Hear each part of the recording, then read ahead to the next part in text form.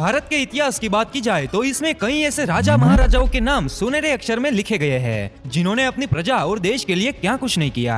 हमारे देश की धरती पर कई ऐसे सपूतों ने जन्म लिया है जिनका शौर्य और पराक्रम अद्भुत था। यही वजह है कि हमारे बचपन से ही हमें इन लोगों के बारे में पढ़ाया जाता है, पर फिर भी आज की जनरेशन इन लोगों के बारे में पूछने पर शायद ही कुछ ज्यादा बता पाती है। ऐसे में इन महान लोगों की छवि आपकी क्या किसी की भी नजरों में धुंधली नहीं होनी चाहिए।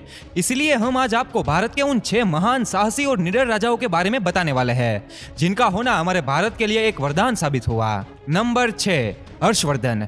41 साल राज करने वाले राजा हर्षवर्धन के बारे में जितना लिखा जाए उतना कम है। पिता और बड़े भाई की मौत के बाद इन्हें सिंहासन सौंप दिया गया। राजा हर्षवर्धन ने लगभग पूरे उत्तर भारत पर राज किया। यही वजह थी कि उन्हें भारत के एक महान और शक्तिशाली राजा के तौर पर आज भी याद किया जाता है। इनके शासन के दौरान भारत ने अपनी सभी ऊंचाइयों को छुआ।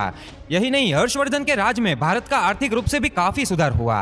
माना जाता है कि हर्षवर्धन ने अरब पर भी चढ़ाई कर दी थी, लेकिन रेगिस्तान की एक जगह पर उन्हें रोक दिया गया। इनकी सेना की बात की जाए तो उनमें लाखों सैनिक थे, जिनमें हाथियों की तादाद भी अच्छी खासी थी।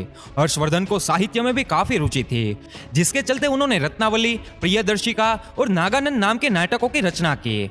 नंबर 5, कृष्णदेव राय। कृष्णदेव राय एक ऐसे राजा थे जिन्हें अकबर और बाबर जैसे शासक भी काफी ज्यादा पसंद करते थे। यहाँ तक कि बाबर ने अपने आत्मकथा में कृष्णदेव राय को सबसे साहसी और ताकतवर राजा बताया था। तुलु वंश से आने वाले कृष्णदेव राय को उस समय का सबसे शक्तिशाली राजा माना जाता था।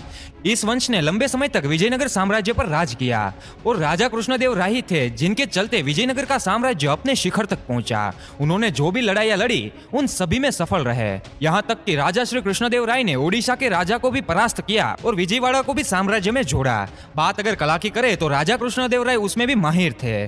उन्होंने अपने शासनकाल में कला और साहित्य को भी बहुत ही ज्यादा प्रोत्साहित किया। Number 4, king Porus. King Porus के साहस की बात करें तो ये इतने साहसी थे कि इनके तो दुश्मन भी इनकी वीरता को देखकर दंग रह जाते थे। जिस समय भारत एक देश नहीं बल्कि कई सारे छोटे बड़े राज्यों का संग्रह हुआ करता था, तब किंग पोरस भी एक छोटे से राज्य के शक्तिशाली राजा हुआ करते थे, पर वो आसपास के सभी राज्यों में सबसे ताकतवर थे। इनकी ताकत का अंदाजा तो आप इसी बात से लगा सकते हैं कि उन्होंने सिकंदर के लगभग 50,000 की सेना के सामने अपने करीब 20,000 सैनिकों को खड़ा करते समय एक बार भी जान की फिक्र नहीं की थी। जहां बाकी के राजाओं ने सिकंदर के सामने घुटने टेक दिए थे, वहीं किंग पोरस ने सिकंदर की सेना का डटकर सामना किया। और तो और उनके व्यवहार से सिकंदर खुद इतने प्रभावित हुए कि इनके साथ दोस्ती का हाथ आगे बढ़ा लिया। और हम आपको बता दें कि नहीं कभी सिकंदर के सामने राजा पोरस ने हार मानी थी और ना ही कभी सिकंदर जीता था। ये तो हमारे इतिहास को छुपाने की कोशिश की थी। नंबर 3, महाराणा प्रताप। भारत के स्वतंत्रता सेनानी कहे जाने वाले महाराणा प्रताप की शौर्य की गाथाएं हम सब अपने बचपन से ही पढ़ते आ रहे हैं। 7 फीट 5 इंच कद के राणा की ताकत का अंदाजा उनके भाले से ही लगाया जा सकता है। राणा का भाला 81 किलो का था, जिससे वो हमेशा अपने साथ ही रखते थे। इनकी 2 तलवारें 208 किलो की थी और उनका कवच 72 किलो के आसपास का था। अब आप इसी से इस योद्धा की क्षमता का अंदाजा लगा सकते हैं।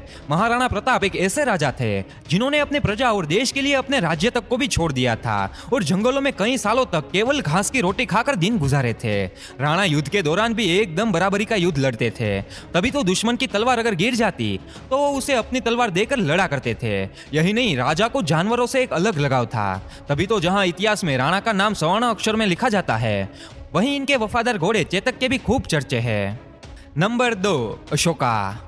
अशोका एक ऐसे सम्राट थे जिनका निशान आज भी हमारे तिरंगे में समाया हुआ है। भारत के तिरंगे पर बना अशोक चक्र इन्हीं की देन है। इनके द्वारा बनाए गए 5 स्तंभ सारनाथ, इलाहाबाद, वैशाली, दिल्ली और सांची में है और उसे आज भी देखने के लिए लोग दूर दूर से आते हैं। इतिहास इस बात का गवाह है कि शुरुआत के दिनों में जो राजा बेहद ही क्रूर होने की वजह से चंडाशोक, चंड, प्रचंड और कालाशोक जैसे नामों से जाने जाते थे, वही एक समय पर अपनी दरियादिली के चलते देवाना प्रिय के नाम से जाने जाने लगे।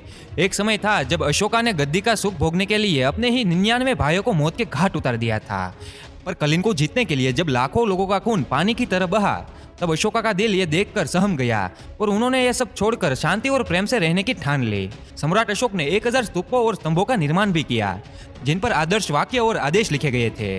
नंबर 1, समुद्रगुप्त। गुप्त राजवंश के दूसरे राजा और भारत के नेपोलियन कहे जाने वाले समुद्रगुप्त को भी कौन नहीं जानता। बचपन से ही अपनी बेहतरीन क्षमताओं के चलते पिता चंद्रगुप्त प्रथम ने उन्हें अपना अधिकारी घोषित कर दिया, जिसके बाद तो पूरे भारत में बस समुद्रगुप्त का ही राज था। उन्होंने अपने दम पर नॉर्थ से लेकर साउथ तक पूरे भारत को फतेह कर लिया था। इनके पास जो सेना थी वो किसी को भी मात देने के लिए काफी थी, तभी तो उन्हें चाहकर भी कोई भी नहीं जीत पाता था।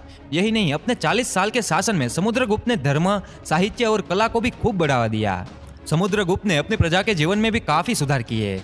उनके राज की यह खास बात यह थी कि वो सबको एक समान मानते थे और सभी को सुख सुविधा के सभी साधन प्रदान करते थे। इस बात में कोई भी दो राय नहीं है कि यह समुद्रगुप्त ही थे जिनके शासनकाल को राजनीतिक, सांस्कृतिक, सामाजिक और आर्थिक रूप से संपन्न माना जाता था। तो दोस्तों, इस वीडियो में सभी राजाओं की वीरता की बात तो नहीं की जा सकती। अगर आपको इसका दूसरा पार्ट चाहिए तो हमें नीचे कमेंट्स जरूर करना।